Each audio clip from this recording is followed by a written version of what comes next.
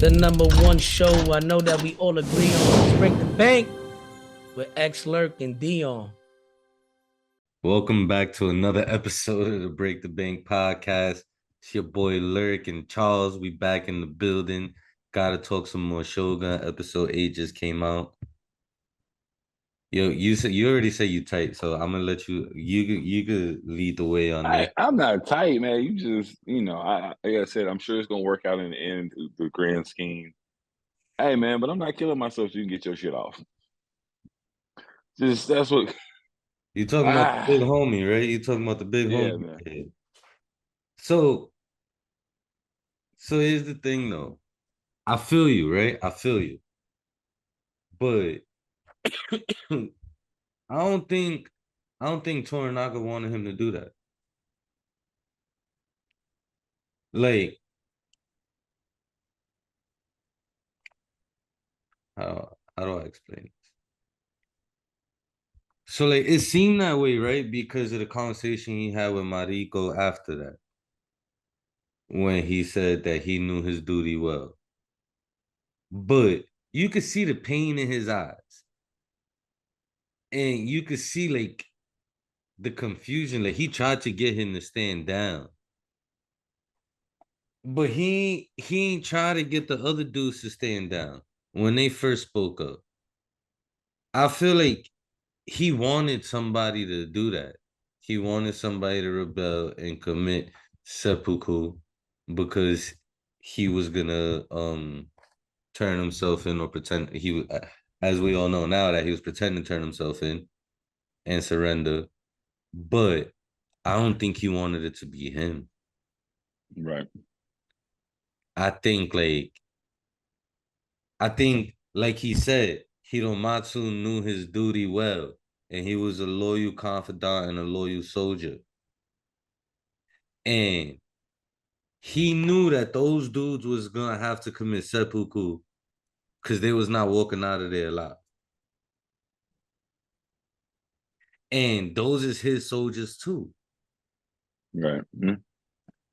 And remember, he said way before in the episode, he like, yo, I know we gonna fight. I know we gonna fight. If he was gonna surrender, he would have never sent something back to Osaka with information to deliver a message. So I know we gonna fight. I don't know exactly what he's up to, but I know he's not gonna Right. Right. surrender. So I'm not disagreeing with you as a plot device. I'm talking about in my heart. Hey, fam. oh, you more like what's this dude's name? I don't want to say it wrong. I fuck with his character though. Who, Yabashiga? Yeah, yeah. How you said it? Yabashiga or something like that. Yeah, something like that. Yeah, Yabashiga. Yabushige, something like that. Yeah. Son that dipped off with Blackthorn, or tried to anyway.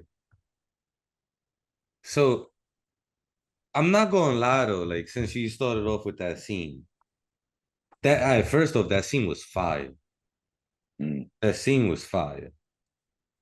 Like all the emotion and the tension in that scene. The acting in this show has been amazing. Facts. But in that scene, I dead ass like I kind of felt bad for Buntaro. I mean, Buntaro took some L's in this one. Yeah, but see the first one, I laughed at him a little bit. I ain't gonna lie. Like I felt bad at first because I was like, damn, that was cold. But then he started crying and I had me tight. Because Yeah, hey, Buntaro looked like Braxton from the Jamie Foxx show, but to me, I'm gonna that's have all I was to thinking about. I'm gonna have to pull up some would probably say you look like, but I'm gonna pull up a side by side. I'm gonna have to clip that and pull up a side by side of Buntaro and Braxton for the viewers. But yeah, he took some L's this episode. You're right, but the fact that he had to like help his pops commit suicide is crazy. So which one you think was a tougher L for him to take? Him trying to like basically like start his marriage off with a clean slate, or not even really. Like he trying to fix things with his wife, and then at the same time, like That's not even a question. I had Romeo to and kill. Juliet shit, No, that's no question. I take my pop's head, bro. That's and way then worse. take the pop's head is crazy. Like, He can get another wife. yo, that shit was crazy, bro. Like, I dead felt bad for him, son. Like, having to chop your pop's head off is crazy. One strike. You got him in one swift one though. Yeah, I ain't gonna lie. I might have rewinded that one part like 10 times. Like the whole shit where, cause like the way the director did it, where it kept cutting from Toranaga, like fighting back tears and trying to be strong, and back to Hiromatsu, then to Buntaro, back to Hiromatsu, and like all the emotion that they displaying in their face without saying shit. And then Hiromatsu's last words. See, that's another reason why. Like we all know that even before Toranaga said anything, we know that Hiromatsu know what's up. Is his last words were, "Don't give up on, don't give up on our Lord," even when it looks like he gave up, he's given up on himself. Right. That scene was fire, bro. That's one of my favorite scenes of the show so far, to be honest. I was like, when he took out his stand, I said, oh no, it's getting serious. Yo, I was hoping one of them was going back down, but everything that I've learned about Japanese culture, especially back then, like what honor means to them, especially like dying with honor, neither one of them was backing down. Once he said, "I'll commit seppuku," it's like, fuck, bro. This is only going to end one way because Toranaga can't back down. As much as his people want him to change his mind, he cannot back down like that in front of all of them. He can't. It is a fucked up situation. What fucked me up more, we gotta go back to the last episode too. Because remember the last episode, I brought up the possibility of his son acting on his father's behalf. He's from what he said at the end, I still didn't take that as he did. I took that as either he knew or, well, either he was acting on his behalf or he knew that that's how shit was gonna play. He didn't expect his son to die like that, but he expected his son to He expected somebody. I'm do not even what sure if he he said did. his son. I'm not sure.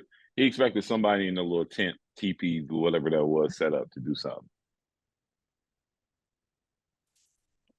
And then speaking of his son, what'd you think of that whole scene with his funeral where the dudes is wearing the armor at the funeral, being disrespectful, knowing that they're not supposed to do, like they were being rebellious, like your boy said, and then Toranaga didn't even show up to the funeral. All mind games, dude. I think he's like purposely trying to be like a little distant, kind of playing up the fact that he's like out of it, and he might have actually been like, to some level a little bit sad. You think you see that at the end. Um, but definitely just look at the situation overall. Is like I think he knew somebody was going to do something, but this gave him the chance that he needed. Like this is like a fortuitous bounce. I would say more so than like a part of the plan. I don't think he's planning on his son getting killed, like for sure. Yeah, I feel like, so I feel like he was planning on his brother getting killed. Mm. That's what I'm saying. Somebody was gonna die. I feel like because, so this is the way I was looking at it from the beginning of the episode when what's her Mariko was talking to the Blackthorn, and she said he's gonna be granted 49, the customary 49 days of mourning. My first thought was, God damn, that's a long time. Not saying like anybody's grieving process. I'm not putting the time, but you know, like traditionally, culturally, like I know different cultures be having like different processes for when somebody passed away. The longest I ever heard was like a week going through the whole process of everything. They said 49 days of mourning prayer. I was like, hold up, like. Yeah. As soon as they said 49 Soon as days, I they knew said what time it 40, was. yeah, so I'm like, hold up, that was a part of his plan. But I'm like, there's no way he wanted his own son to die. So I took it as he was counting on his son to behave the way he did, especially at the end when he was talking to the grave. Right. Because that makes me think like if they had actually killed his brother, could he have mourned for 49 days for his brother? Mm-hmm. Cause that's what led me to his brother. Cause who else could have died in that situation that he would have been granted the 49 days? Mm-hmm. I doubt they would have just gave him the 49 days just because somebody in his clan died. Like it had to be somebody like of significance, like bloodline wise. For sure. So I figured that's what he was counting on. Especially like when you think back at the whole buildup, like this is a show I'm definitely gonna rewatch immediately after it's over. Because I feel like there's so many Easter eggs throughout the shit that foreshadow what's coming. Especially like for me, that's never watched the original or read the book, and I believe you say the same thing for you. Mm-hmm. So it's like just catching little details. I know there's mad shit I missed. If I caught what I It's caught, shit I'm missing in the translations right now. what you I'm mean? noticing. Just what's being like. It's always interesting to hear like what's being said in Japanese versus what's being translated in Portuguese, and which vice versa. Like it's always interesting in that. So sometimes when they do that, I'm like, am I missing? Am I missing something, or is she is she purposely not translating it this way, or am I actually missing something? So it's funny because I had a similar but not the same thought while I was watching this particular episode. Because I watch a lot of anime and I be flipping back and forth. Sometimes I watch it in Japanese with the English subtitles, but most of the time I watch it with the English dub. Because as I was telling you before, it's hard for me to focus on one thing at a time. Mm-hmm. So sometimes I just be listening. So, but one thing I notice is that a person in Japan, when you watch the Japanese versions, they be talking for mad long. Mm-hmm. And then when they translate it to English, it'd be a short ass sentence. And vice Yeah, versa. And yeah, vice versa.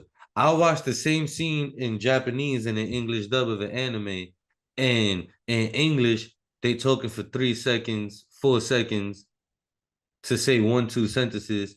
And then you watch the Japanese version and three, four words, or at least that's what it sounds like in like a half a second, that whole statement is done. right. And I noticed the same shit in this episode. I'm like, yo, why is he saying mad shit and then she's translating it and she's not saying that much, but she's saying the same shit for the most part.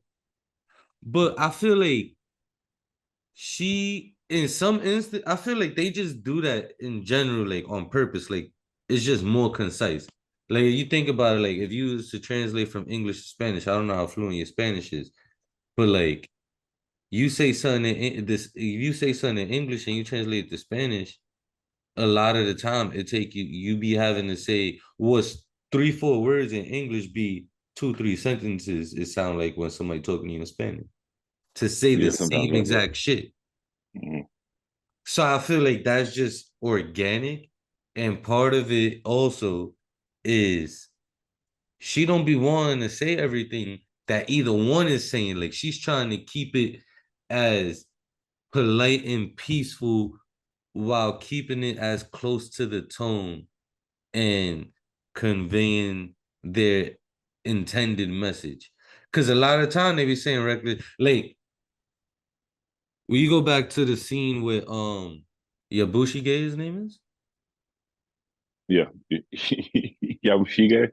Yabushige. When Blackthorn first approached him to sail to England, he said, "Nah, this dude is mad reckless. He's a foreign." He was like, in his last day, he was like, "Oh, he's a foreigner." So I'll forgive his mistake, but I will never betray our Lord. And she translated, he respectfully declines. He says that would be a betrayal of our Lord. Like, it's never just a direct translation. It's always Right. It's like a just more paraphrase. yeah, she's always, at least her in particular, she's always paraphrasing. I notice it's always when, well, she does it all the time, but her translations become more concise when they start talking reckless to each other. I just feel like as she's gotten more like agency throughout the season, she's kind of like taking more liberties with that shit. Like in the first episode when she's translating, that shit is more 1-to-1. But she was also, she said she was rusty too in the beginning. That's true too. Um, Funniest moment of the episode to me. I don't know how significant this is gonna be moving forward, but funniest moment of the episode is when the Catholic priest goes to meet with Toranaga, and then Toranaga at the end of the meeting, he tells him, "You could build your church in the new city. I've put land to the side for you." And he puts the Catholic church right next to the bunny ranch. I thought it was the funniest shit ever that he's like, bro, the way he like, I'm gonna keep my promise. You can build a church here, but you're gonna be right next to a whorehouse. That was hilarious to me. Hoes need Jesus too. What happened? Say hoes need Jesus too. So was tight. When he found out that they was prostitutes, he was stressed. And that's what made it so funny to me. I'm like, yo, Toranaga's an asshole, bro. That shit was hilarious. He gave him what he wanted though. Yeah, but them dudes is petty. I hope I don't ruffle no feathers when I say this, but like historically, those Catholics from Western Europe are petty and underhanded, especially back in those times. If you ever read a book about them, so I feel like there's gonna be some type of retaliation for this. Especially, you already know they got their clause in the council already. Retaliation or renegotiation.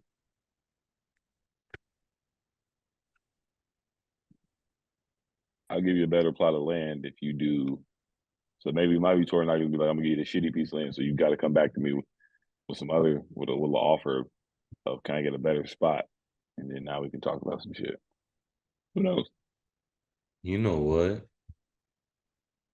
You bring up a valid point. You know, that makes sense. That really makes sense because Toranaga is clearly the most cunning and conniving person on the show. Hey, he's a fucking witty genius. And then in that meeting with him, he was playing mind games with him. Mm-hmm. So maybe this is just another chess move to get them to like give him their army. And then they could renegotiate the terms on the black ship and the plot of land. Who knows? I don't know. I guess just the writers. Um, Something else I And the want. people who read the book. Yeah, something I wanted to talk about. Blackthorn. All series. For the first 7.5 episodes, all he wanted to do is get back with his boys. That's all he wanted to do. As soon as he saw one of them, he had second thoughts and was like, nah, let me get out of here. I'm out. Tried to sneak away. Did he get accustomed to the Japanese lifestyle? Hey man, started taking a couple showers, got a couple baths, started getting them. And Yeah, yeah, like man. the first thing as soon as he gets there, he's like, oh shit, it stinks. The fuck is this? Then he gets into the fight with old boy. Gets tight, throws this guy fucking stinks. He's filthy. I He mean, that man got clean pores now. yeah. Yeah, I noticed this. I noticed it was the first episode I noticed his hair was like real, like longer. I'm like, okay, like, time is fast. He's damn near been there. They 6, 8, 10 months now. Gotta be. I think they said 6 months, something like that. And he been getting treated good for a minute. All of them apparently, like they Nah, obviously not being they clearly not being treated as good as he is. But they still alive. Though he was drunk when he ran into him. yeah, so like they had some hoes. Yeah. You was trying to get in some buns in the alley. Could be So worse, it could have been way worse than what you was making it seem. But especially other homeboy got boiled. but it's like, yo, he went to Toranaga. Toranaga curved him. He's like, yo, let me sail on your behalf to the queen, get you another ally. Toranaga curved it. He goes back to his boys. He's like, yo, well, he runs into one of them. He's like, yo, you know, I made some connections. I've been networking. I could get more people to help us. We'll get a bigger crew. We're gonna go back home. They figured out they clearly not rocking with him no more. He ends up what I'm assuming kills him. Yeah, I'm assuming he's dead. He could be I, alive. I didn't take that as a kill. Like he killed him. But No fisticuffs. then after that, so it's like you go to Toranaga, get curved. You go to your own people, get curved. Then you go back to your Bushier. I know I think I say it different every time. I only know Go you with that. Your Bushige. pause.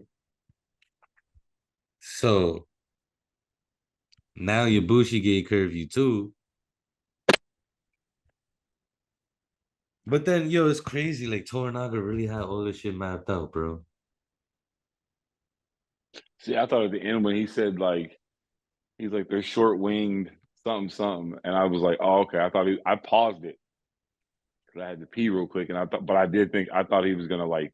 I was like, bet he about to lay out the whole plan right here to her, and then I was like, nope, gotta still gotta wait. But when he said that, I was like, okay, he knew he about to run to him, but I thought he was about to lay it all out. Like this is what the actual plan is. Yeah, well he said, yeah, they're short winged and predictable. And then what? But yeah, before that, how did the shit started with him asking her if he already went to him, right? Yeah, Blackthorn already went to him for help. he keep mentioning his spies though, so like it's we got to go into something. He know most of what's going on. 'Cause, I We mean, we already know know he one knows. spot. We know one But spot. he keeps. I'm just saying. But even when the priest came and he was like, my spies could have told me that. Yeah, yeah. That sucks. But I So mean, he got him. but he followed up by saying they short winged and predictable. So and then we know he got mass spies. We seen one of them, cause the one that put Yabushie on blast in the beginning about the ship. He's like, I bet he figures out that they working together. And then instead of sending her instead of telling her the plan, or at least telling all of us the plan, I think he might have told her the plan. Because or at least told her a possibility of what the plan is.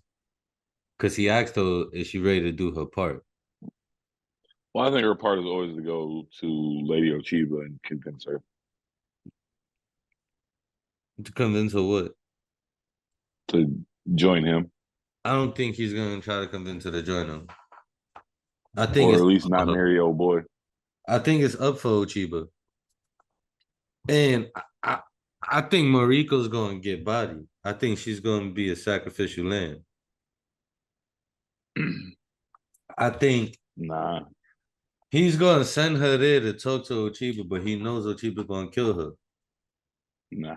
She gonna go down swinging, but I think it's up She for her. want to die. She want to die too bad for her to And die. I think this is, and that's why I think this is like, I could be wrong because in the last episode, he told her that her father had a bigger plan for her and she's supposed to, like, avenge people and like. And that's not. Yeah, that's not bring her. Like I said, that girl wants to die more than anybody on the show. But see, And that's another thing. See, so you got my thoughts going all over the place with certain things you're saying. I'm gonna let you finish first, and then I guess we no, gonna. no, no. That's all I'm saying. She wants to die more than anybody. So my thing is probably by the end of all this, she won't want to so much. So this whole time, I'm thinking she wanted to die to be with her pops in the afterlife. Like, I forget her name, but Blackthorn's courtesan. Fuji. You remember she wanted to kill herself so that she could be, or get killed so that she could be with her son and her husband. Fuji. Yeah, remember the son that killed himself in the beginning. Yes. Yeah, that's what I'm saying. Remember, she wanted to kill herself. There was talk Still does. in Still the does. beginning of the series. She wanted to kill herself to be with her family. The whole time, I'm under the impression that um Mariko was in the same boat, that she wanted to kill herself to be with her father. And then in this episode, she told, when Buntaro was like, yo, let's kill ourselves together and go into oblivion as husband and wife, she said, I just want life without you. Like, I only, like, she pretty much said that, like, the only reason why she want to die all these years is because she don't want to be around him. She don't want to be anywhere where he can have any type of impact on her. And that she'd rather live than die with him. So I already think she, like, you said eventually by the end of all this, you don't think she's not gonna really want to die anymore. I'm Well, I think already Buntaro ain't convinced she gonna make don't it. really want to die. She just rather die than be his wife. Yeah. Because Buntaro ain't gonna make it. We know that. Butaro's the one that killed her father, right? That's when yeah, that's when I'm not sure. Hey, if I'm not mistaken, her father gave her to him in marriage so he doesn't get killed. And then they found out that he's the one that betrayed the old Tycho or some shit like that. Mm. And then he killed them. That whole shit was crazy. And because of that, I don't feel like she really want to die. But I feel like she's gonna get sacrificed. She's not gonna go there with the intention to die in her head. But Toranaga's ready to sacrifice her. Like, you gotta play your role.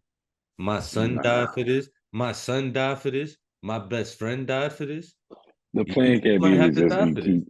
we're just gonna keep throwing bodies in front of this. That's not how that's no. They don't even make bodies of main characters. The worst play of all time. Yeah, listen.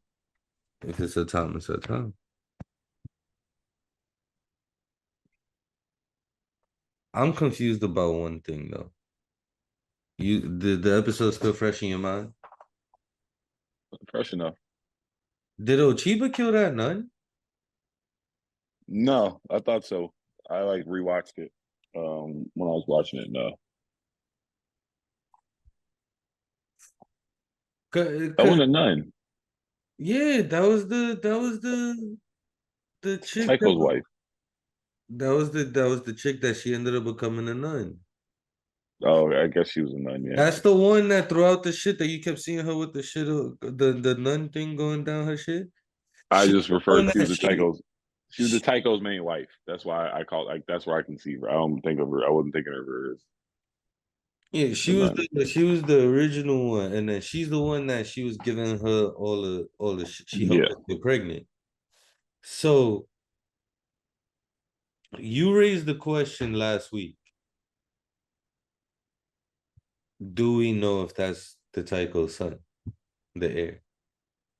Mm. And then this episode, the nun chick ends up having a seizure, right? Mm-hmm. Oh, I mean, not a seizure, a stroke. She had a stroke. Stroke. Yeah. Ochiba pulls up. She's like, yo, how about some medicine? Does some shit, gives her whatever. Shorty tells her, tell our son, look for me in the afterlife. She made it clear that the other chick did mad unspeakable shit. We were both under the impression that she fucked somebody else.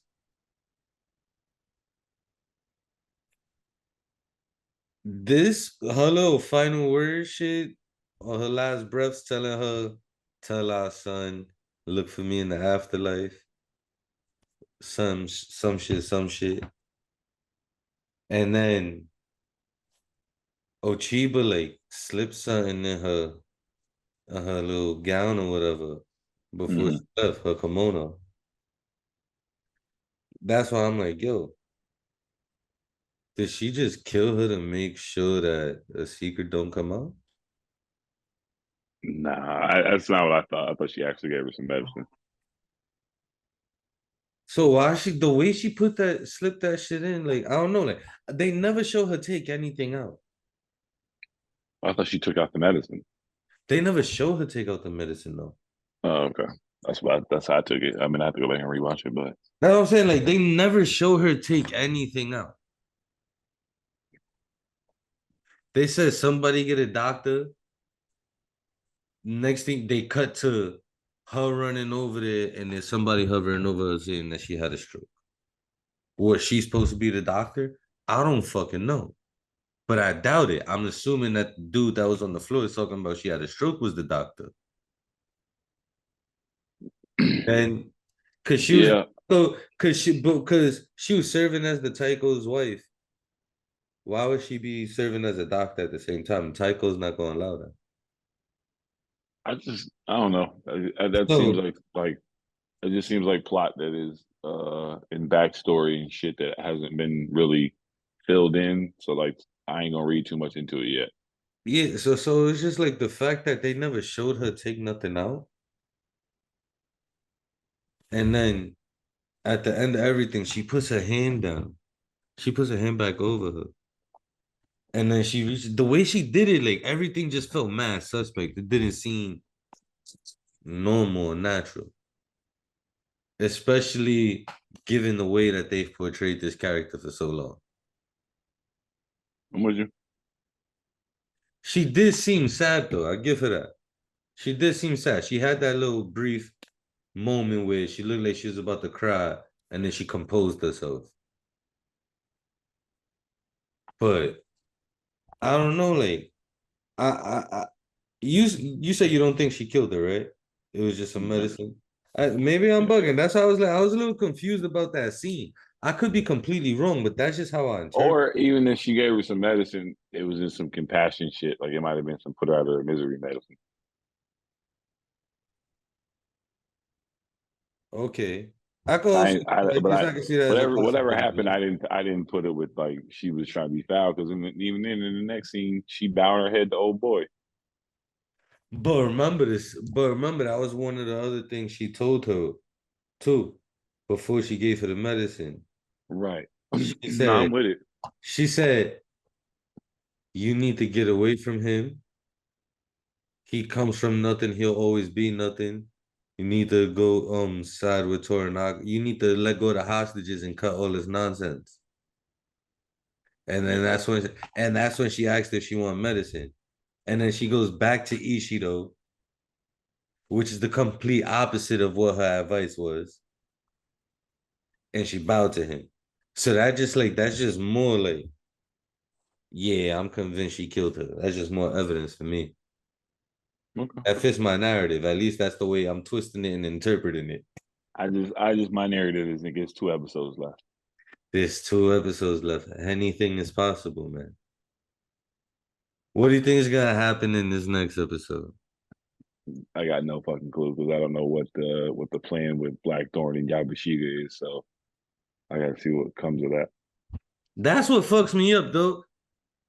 So originally, when it happened, that whole conversation with Toranaga and Mariko, where they revealed that he already knew that's what he knew was gonna happen. I thought he was gonna let them go, and I'm thinking maybe they come back with reinforcements. But then I started thinking, and I'm like, I never like heard anything in the classroom, in the textbook, documentary, movie about England and Japan like kicking it and being cool. I mean, he one nigga. If he never go back to England, they ain't got no relationship. So And then you come in with a foreigner, like they probably just kill you all. So that theory went away immediately. And then he sent Mariko over there and having all of them go to Osaka. So what is his purpose in Osaka? Blackthorn. Cause he already knows, like he already knows Yabushe. I give up. I'm smacked. I smoked a blunt and a half and been drinking a little bit since I got home from work. So I'm a little smacked. But he already knows that he was on his traitor shit before. He got enough spies and he's made enough comments to where he knows all the shit that he been up to. So he not stressing him. He know how to deal with him. Blackthorn, he said, is just like him, predictable. And if you think about it, they really are just like two peas in a pod, just from two different cultures and two different worlds. Blackthorn and old boy that was about to run off with him. So he handpicked him on purpose to go back with the cannons and everything. But why is he knowingly sending Blackthorn with Mariko over there? Blackthorn Stubbs got the best knowledge of the cannon, of how to use them, and the ship. So that's their way to like try to like hold him captive and I'm keep just him saying alive. now you have Yabushiga who's in charge of the cannons. Remember, he's supposed to be bringing the cannons back, Mm-hmm. Now you have the person that and can teach them you, right? That makes sense. you have a person who knows how to sail. But I gotta assume they know how to sail already because they was using the boats. Some of them work, but not all of them. Like they weren't. But you haven't seen anybody from what's called use the boats. Who? You haven't seen Yabushiga or nobody like that captaining any boat.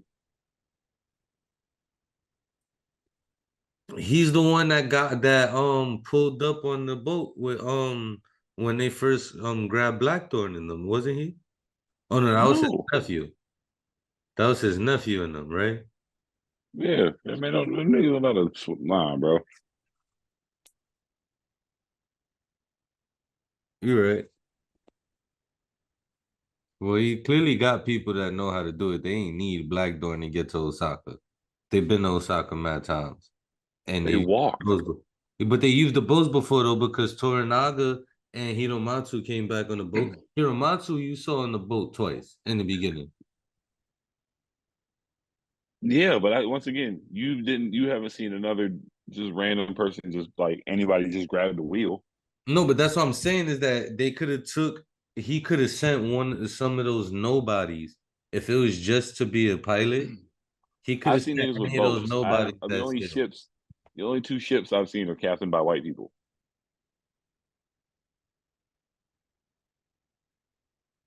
The black ship, which is run by the one guy, and then that one. Like those are the only two people I've seen Captain Rodriguez. So what about when they came back on the boat, Toranaga and when he first pulled up on your man's and his That was his boat. That's what you call his boat.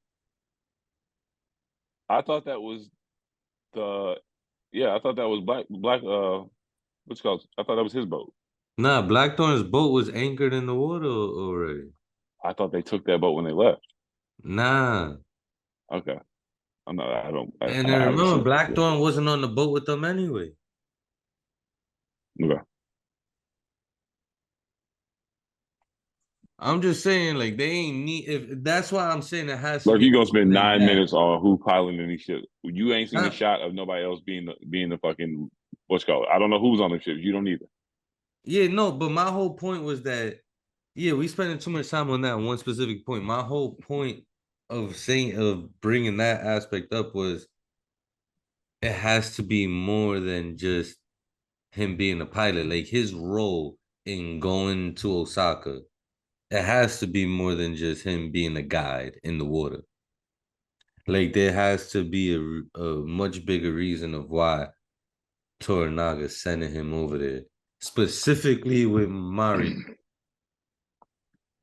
Like not even the other dude. The other dude, we already know why he has to go. But why he's sending Mariko to go with them and why he's sending Blackthorn a part of it is what I'm interested to see. I low key wish I would have read the book. Still But gotta I'm glad I don't got no spoilers. I didn't even watch the preview for the next episode. I just turned it off because I was so hyped up and interested off of this episode that I'm like, I don't want to know nothing because I have so many questions and I want to be surprised because this show is that good. Yo, was he pretending to be sick? I couldn't tell. I I think he couldn't might have stop been playing thinking up about being it. sick. I think he was playing up being sick. I think the nigga like had a cough, but he was making it seem like he was like sick. Okay, yeah, because he woke up and coughed. He woke up That's what I coughing was a saying. little bit and then he got up. Like, it was nothing. Like, I'm on my bullshit. Like, his energy when he got up was just, it was gangster. He was ready for everything. So I was thinking about that shit for mad long. I wrote that shit down because I know I was gonna forget. I began smacked. But yo, well, them motherfuckers just sitting there outside his room. This is the last thing, and we done after this. Well, them motherfuckers just sitting there outside his room listening for his footsteps. I was wondering about that, but I'm like, he probably wakes up. My conclusion was he either usually sleeps around, wakes up around the same time every day, and just generally speaking, like due to who he is, he probably does have two dudes just standing at the door, like on guard.